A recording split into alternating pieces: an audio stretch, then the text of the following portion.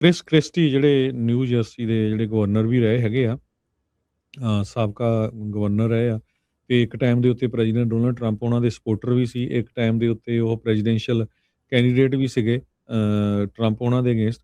ਸੋ ਉਹਨਾਂ ਨੇ ਅੱਜ ਇੱਕ ਪੋਡਕਾਸਟ ਦੇ ਵਿੱਚ ਜਿਹੜਾ ਹਸਨ ਮਿਨਾਜ ਆ ਉਹਦੇ ਵਿੱਚ ਜਿਹੜਾ ਖੁਲਾਸਾ ਕੀਤਾ, ਕਹਿੰਦੇ ਵੀ ਆਉਣ ਵਾਲੀਆਂ ਨਵੰਬਰ ਦੀਆਂ ਇਲੈਕਸ਼ਨਾਂ ਦੇ ਵਿੱਚ ਬਹੁਤ ਤਕੜੀ ਜਿਹੜੀ ਹਾਰ ਆ ਉਹ GOP ਦੀ ਰਿਪਬਲਿਕਨਸ ਦੀ ਹੋਣ ਜਾ ਰਹੀ ਹੈਗੀ ਆ।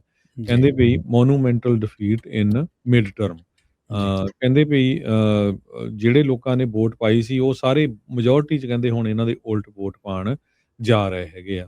ਹੂੰ, ਹੂੰ, ਸੰਨ 2026 ਦੇ ਵਿੱਚ ਜਿਹੜੀਆਂ ਮਿਡ ਟਰਮ ਇਲੈਕਸ਼ਨ ਨਵੰਬਰ ਦੇ ਵਿੱਚ ਹੋਣੀਆਂ ਹੈਗੀਆਂ ਆ। ਤੇ ਕ੍ਰਿਸਟੀ ਨੇ ਜਿਹੜਾ 2024 ਦੇ ਵਿੱਚ ਪ੍ਰੈਜ਼ੀਡੈਂਸ਼ੀਅਲ ਰੇਸ ਜਦੋਂ ਹੋਈ ਸੀ ਉਸ ਟਾਈਮ ਦੇ ਉੱਤੇ ਵੀ ਉਹ ਖੜੇ ਸੀ, ਬਾਅਦ ਦੇ ਵਿੱਚ ਡ੍ਰੌਪ ਆਊਟ ਕਰ ਲਿਆ ਗਿਆ ਸੀਗਾ। ਇੱਕ ਟਾਈਮ ਦੇ ਉੱਤੇ ਟਰੰਪ ਉਹਨਾਂ ਦੇ ਤਕੜੇ ਰਹੇ ਸਪੋਰਟਰ ਨੇ ਹੁਣ ਉਹਨਾਂ ਦੇ ਜਿਹੜੇ ਕਾਫੀ ਜਿਹੜੇ ਆ ਵਿਰੋਧ ਕਰ ਰਹੇ ਹੈਗੇ ਆ। ਕਹਿੰਦੇ ਵੀ ਟਰੰਪ ਉਹਨਾਂ ਦੀ ਜਿਹੜੀ ਰੇਟਿੰਗ ਆ ਉਹ ਮਿਡ 30 'ਚ ਆ। ਸੋ ਇਹ ਕਹਿੰਦੇ ਵੀ ਇੱਕ ਬਹੁਤ ਤਕੜੀ ਜਿਹੜੀ ਵਾਰਨਿੰਗ ਆ ਰਿਪਬਲਿਕਨਸ ਨੂੰ ਨਹੀਂ। ਸੋ ਹੂੰ, ਕਹਿੰਦੇ ਵੀ ਨਵੰਬਰ ਦੀਆਂ ਇਲੈਕਸ਼ਨਾਂ ਤੋਂ ਬਾਅਦ ਜਿਹੜਾ ਰਿਪਬਲਿਕਨ ਪਾਰਟੀ ਆ ਜਾਂ ਇਹਦਾ ਜਿਹੜਾ ਟੋਟਲੀ ਕਹਿੰਦੇ ਚੇਂਜ ਹੋ ਜਾਊਗਾ ਵੀ ਕੌਣ ਇਸ ਨੂੰ ਅੱਗੇ ਜਾ ਕੇ ਹੈਡ ਕਰੂਗਾ। ਜੀ, ਜੀ, ਕ੍ਰਿਸਟੀ ਜਿਹੜੇ ਨਿਊ ਜਰਸੀ ਦੇ ਜਿਹੜੇ ਗਵਰਨਰ ਵੀ ਰਹੇ ਹੈਗੇ ਆ, ਸਾਬਕਾ ਗਵਰਨਰ ਰਹੇ ਆ ਤੇ ਇੱਕ ਟਾਈਮ ਦੇ ਉੱਤੇ ਪ੍ਰੈਜ਼ੀਡੈਂਟ ਡੋਨਲਡ ਟਰੰਪ ਉਹਨਾਂ ਦੇ ਸਪੋਰਟਰ ਵੀ ਸੀ। ਇੱਕ ਟਾਈਮ ਦੇ ਉੱਤੇ ਉਹ ਪ੍ਰੈਜ਼ੀਡੈਂਸ਼ੀਅਲ ਕੈਂਡੀਡੇਟ ਵੀ ਸੀਗੇ ਟਰੰਪ ਉਹਨਾਂ ਦੇ ਅਗੇਂਸਟ। ਸੋ ਉਹਨਾਂ ਨੇ ਅੱਜ ਇੱਕ ਪੋਡਕਾਸਟ ਦੇ ਵਿੱਚ ਜਿਹੜਾ ਹਸਨ ਮਿਨਾਜ ਆ ਉਹਦੇ ਵਿੱਚ ਜਿਹੜਾ ਖੁਲਾਸਾ ਕੀਤਾ, ਕਹਿੰਦੇ ਵੀ ਆਉਣ ਵਾਲੀਆਂ ਨਵੰਬਰ ਦੀਆਂ ਇਲੈਕਸ਼ਨਾਂ ਦੇ ਵਿੱਚ ਬਹੁਤ ਤਕੜੀ ਜਿਹੜੀ ਹਾਰ ਆ ਉਹ GOP ਦੀ ਰਿਪਬਲਿਕਨਸ ਦੀ ਹੋਣ ਜਾ ਰਹੀ ਹੈਗੀ ਆ। ਜੀ, ਕਹਿੰਦੇ ਵੀ ਮੋਨੂਮੈਂਟਲ ਡਿਫੀਟ ਇਨ ਮਿਡ ਟਰਮ। ਜੀ, ਕਹਿੰਦੇ ਵੀ ਜਿਹੜੇ ਲੋਕਾਂ ਨੇ ਵੋਟ ਪਾਈ ਸੀ ਉਹ ਸਾਰੇ ਮੈਜੋਰਟੀ 'ਚ ਕਹਿੰਦੇ ਹੁਣ ਇਹਨਾਂ ਦੇ ਉਲਟ ਵੋਟ ਪਾਉਣ ਜਾ ਰਹੇ ਹੈਗੇ ਆ। ਹੂੰ, ਹੂੰ, ਸੰਨ 2026 ਦੇ ਵਿੱਚ ਜਿਹੜੀਆਂ ਮਿਡ ਟਰਮ ਇਲੈਕਸ਼ਨ ਨਵੰਬਰ ਦੇ ਵਿੱਚ ਹੋਣੀਆਂ ਹੈਗੀਆਂ ਆ। ਤੇ ਕ੍ਰਿਸਟੀ ਨੇ ਜਿਹੜਾ 2024 ਦੇ ਵਿੱਚ ਪ੍ਰੈਜ਼ੀਡੈਂਸ਼ੀਅਲ ਰੇਸ ਜਦੋਂ ਹੋਈ ਸੀ ਉਸ ਟਾਈਮ ਦੇ ਉੱਤੇ ਵੀ ਉਹ ਖੜੇ ਸੀ, ਬਾਅਦ ਦੇ ਵਿੱਚ ਡ੍ਰੌਪ ਆਊਟ ਕਰ ਲਿਆ ਗਿਆ ਸੀਗਾ। ਇੱਕ ਟਾਈਮ ਦੇ ਉੱਤੇ ਟਰੰਪ ਉਹਨਾਂ ਦੇ ਤਕੜੇ ਰਹੇ ਸਪੋਰਟਰ ਨੇ ਹੁਣ ਉਹਨਾਂ ਦੇ ਜਿਹੜੇ ਕਾਫੀ ਜਿਹੜੇ ਆ ਵਿਰੋਧ ਕਰ ਰਹੇ ਹੈਗੇ ਆ। ਕਹਿੰਦੇ ਵੀ ਟਰੰਪ ਉਹਨਾਂ ਦੀ ਜਿਹੜੀ ਰੇਟਿੰਗ ਆ ਉਹ ਮਿਡ 30 'ਚ ਆ। ਸੋ ਇਹ ਕਹਿੰਦੇ ਵੀ ਇੱਕ ਬਹੁਤ ਤਕੜੀ ਜਿਹੜੀ ਵਾਰਨਿੰਗ ਆ ਰਿਪਬਲਿਕਨਸ ਨੂੰ ਨਹੀਂ।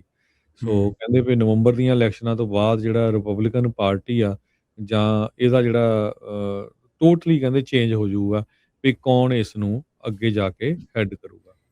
ਜੀ, ਜੀ, ਕ੍ਰਿਸਟੀ ਜਿਹੜੇ ਨਿਊ ਜਰਸੀ ਦੇ ਜਿਹੜੇ ਗਵਰਨਰ ਵੀ ਰਹੇ ਹੈਗੇ ਆ, ਸਾਬਕਾ ਗਵਰਨਰ ਰਹੇ ਆ ਤੇ ਇੱਕ ਟਾਈਮ ਦੇ ਉੱਤੇ ਪ੍ਰੈਜ਼ੀਡੈਂਟ ਡੋਨਲਡ ਟਰੰਪ ਉਹਨਾਂ ਦੇ ਸਪੋਰਟਰ ਵੀ ਸੀ। ਇੱਕ ਟਾਈਮ ਦੇ ਉੱਤੇ ਉਹ ਪ੍ਰੈਜ਼ੀਡੈਂਸ਼ੀਅਲ ਕੈਂਡੀਡੇਟ ਵੀ ਸੀਗੇ ਟਰੰਪ ਉਹਨਾਂ ਦੇ ਅਗੇਂਸਟ।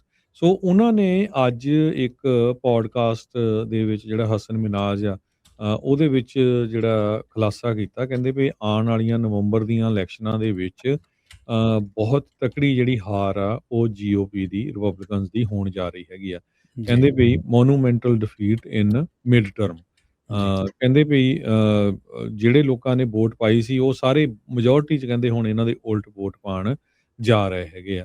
ਹੂੰ, ਹੂੰ, ਸੰਨ 2026 ਦੇ ਵਿੱਚ ਜਿਹੜੀਆਂ ਮਿਡ ਟਰਮ ਇਲੈਕਸ਼ਨ ਨਵੰਬਰ ਦੇ ਵਿੱਚ ਹੋਣੀਆਂ ਹੈਗੀਆਂ ਆ। ਤੇ ਕ੍ਰਿਸਟੀ ਨੇ ਜਿਹੜਾ 2024 ਦੇ ਵਿੱਚ ਪ੍ਰੈਜ਼ੀਡੈਂਸ਼ੀਅਲ ਰੇਸ ਜਦੋਂ ਹੋਈ ਸੀ ਉਸ ਟਾਈਮ ਦੇ ਉੱਤੇ ਵੀ ਉਹ ਖੜੇ ਸੀ, ਬਾਅਦ ਦੇ ਵਿੱਚ ਡ੍ਰੌਪ ਆਊਟ ਕਰ ਲਿਆ ਗਿਆ ਸੀਗਾ। ਇੱਕ ਟਾਈਮ ਦੇ ਉੱਤੇ ਟਰੰਪ ਉਹਨਾਂ ਦੇ ਤਕੜੇ ਰਹੇ ਸਪੋਰਟਰ ਨੇ ਹੁਣ ਉਹਨਾਂ ਦੇ ਜਿਹੜੇ ਕਾਫੀ ਜਿਹੜੇ ਆ ਵਿਰੋਧ ਕਰ ਰਹੇ ਹੈਗੇ ਆ। ਕਹਿੰਦੇ ਵੀ ਟਰੰਪ ਉਹਨਾਂ ਦੀ ਜਿਹੜੀ ਰੇਟਿੰਗ ਆ ਉਹ ਮਿਡ 30 'ਚ ਆ। ਸੋ ਇਹ ਕਹਿੰਦੇ ਵੀ ਇੱਕ ਬਹੁਤ ਤਕੜੀ ਜਿਹੜੀ ਵਾਰਨਿੰਗ ਆ ਰਿਪਬਲਿਕਨਸ ਨੂੰ ਨਹੀਂ। ਸੋ ਹੂੰ, ਕਹਿੰਦੇ ਵੀ ਨਵੰਬਰ ਦੀਆਂ ਇਲੈਕਸ਼ਨਾਂ ਤੋਂ ਬਾਅਦ ਜਿਹੜਾ ਰਿਪਬਲਿਕਨ ਪਾਰਟੀ ਆ ਜਾਂ ਇਹਦਾ ਜਿਹੜਾ ਟੋਟਲੀ ਕਹਿੰਦੇ ਚੇਂਜ ਹੋ ਜਾਊਗਾ ਵੀ ਕੌਣ ਇਸ ਨੂੰ ਅੱਗੇ ਜਾ ਕੇ ਹੈਡ ਕਰੂਗਾ। ਜੀ, ਜੀ।